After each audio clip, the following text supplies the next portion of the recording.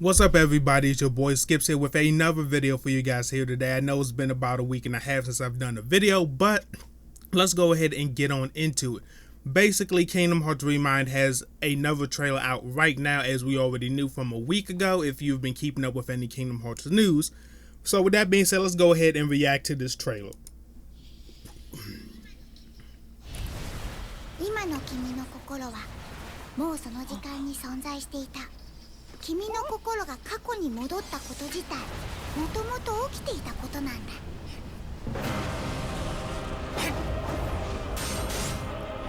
Okay. なんだ、そのキーブレードは。 So brand new cutscenes during the fights near the end of the game.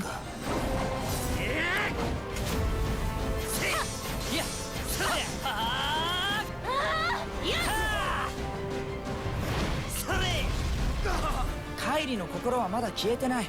命は消えてないってことだろ。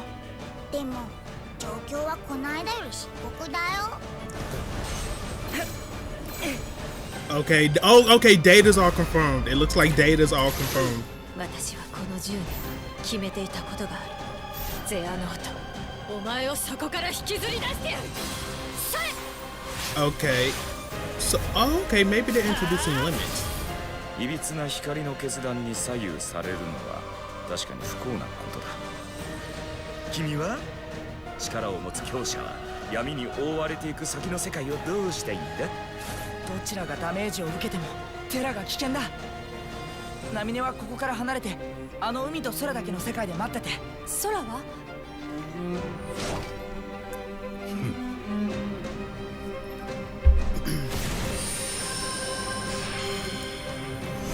Okay, so there was a lot going on. So let's just go through this trailer bit by bit and just talk about it. So initially we have Cherfi talking about Sora's heart apparently and saying that the heart that he has already existed back then in time. Obviously referring to the fact that Sora has used the power of waking. But it could be possible that Sora also uses the power of waking once again somewhere in the future and goes even farther back in time and does something to leave his presence there somehow. And as we know, Kingdom Hearts is dealing with multiple timelines now. If you do not know, for example, Kingdom Hearts Key and then Unchained Key are two separate timelines within the Kingdom Hearts series. And apparently from recent comments Tetsuya Nomura has been making, there might be a third timeline that we have to worry about now. And it might be getting to the point where even I am getting confused with Kingdom Hearts, which is saying a lot. But moving on from that point, we then get a new cutscene of the battle between Axel, Kairi, Xion, and Sayax with some new cutscenes and Kairi making note that Xion has the same Keyblade as Sora, and then seeing Axel, Xion, and Roxas do some type of combination attack. I am not exactly sure that that's a cutscene. If anything, I think that they may be setting up limits or even bringing back reaction commands of some sort, but I am just going to leave that for you guys to figure out. But that doesn't look like a actual cutscene. It looks more like something in game that you would do during the battle as opposed to a cutscene of them fighting.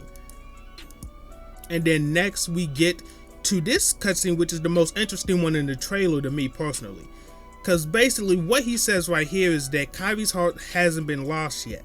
Well, she's still with us, right? And then Cherfi says, but this time the situation is a lot worse. So this cutscene right here might take place after Kingdom Hearts 3 finishes, after you defeat Xehanort, where Sora goes and uses the power of waking to go find Kairi and bring her back. This may actually take place after the last battle, which is very, very interesting. So we might get some new stuff leading into the next game and seeing where exactly the next game is going to lead us, because we all know that we're going to be dealing with the foretellers, but this DLC might give us a little bit more of a fine eye and more of an arrow of what direction to look in for where the Kingdom Hearts series is going. So that is the most interesting scene in this whole trailer to me. So going on from there, then we get two quick clips of Sora fighting Xigbar and fighting Vanitas by themselves in a very similar looking arena as to the data battles in Kingdom Hearts 2 Final Mix. So I'm pretty sure we can assume that this is Kingdom Hearts 3's form of data battles, which is going to be very great. I've been wanting this. Was my number one thing that I wanted in the Remind DLC, is the ability to fight every single member by themselves with a new flushed out moveset. And from the small clips that we did see, Xigbar and Vanitas both got new moves that we did not see in the original game when they were teamed up with people. So that's great to see. Next, there's a new cutscene with Aqua and Ventus fighting Xehanort Terra Xehanort, whichever one you want to call him, and it looks like they're also setting up for a limit. This also does not look like a cutscene to me. This looks like something in game while you're actually playing, so that could be another hint as to them bringing back limits or even reaction commands of some sort. Then we have another quick clip of the Master of Masters talking to young Xehanort, talking about he has the power to make a change, because basically the destiny of where this timeline will eventually head is not exactly the best one. And I find this very interesting as well, because in Xehanort's notebooks, it's always been like a thing with him where he has wanted to make the realm stronger for his own reasoning. But it seems from what this cutscene is kind of portraying to us, that the Master of Masters is kind of pushing him to make this decision. I don't know exactly why the Master of Masters is making Xehanort do it instead of doing it himself, but there has to be some reason for that. But I do find it very interesting that Xehanort never really mentioned the Master actually pushing him or asking him or discussing this with him, and him just outright kind of saying that this was something that he always had in his head.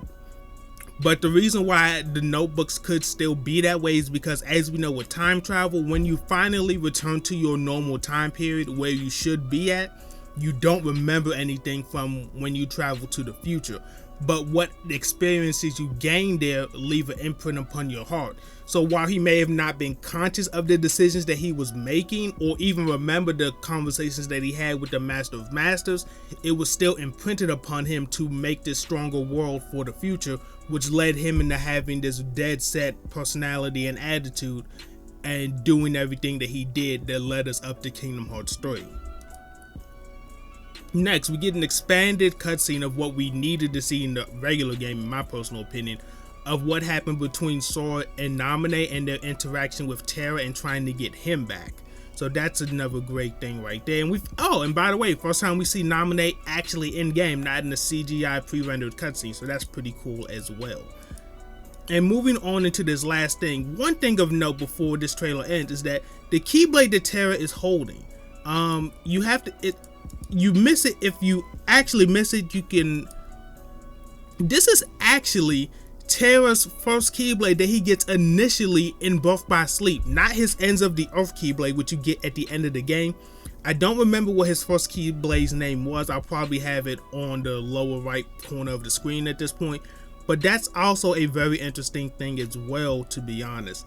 So there's a lot of things going on in this trailer, story wise and even gameplay wise. I can't wait to see more of this DLC. I know it's supposed to be coming this winter, hopefully, or early 2020. So that being said, let me know your opinions on this trailer down below. Did you enjoy it? Did you not? What issues did you have with it? Or are you so much more excited to see what's going to be happening in Remind? But with that being said, it has been your boy Skipx, and I am out.